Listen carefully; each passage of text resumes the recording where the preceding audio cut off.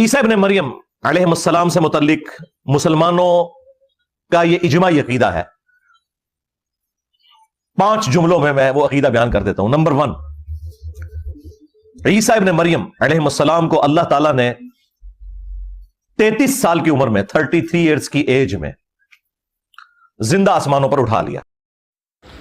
ईसा अलैहिस्सलाम के मुतालिक ख़साइसुल कुब्रा और कंज़ुल माल की रिवायत है कि वो 40 साल तक अपनी कौम के अंदर रहे।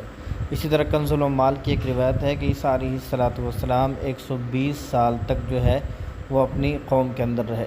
इसी तरह अल-इसाबा के अंदर है 83 साल का कौल और 84 साल का और 80 साल का, यानी कि ईसा अलैहिस्सलाम की ज़िंदगी के मुतालिक मुख्तलिफ़ अक़वाल मिलते हैं, इनमें से किसी कौल पर भी इत्तेफाक नहीं है।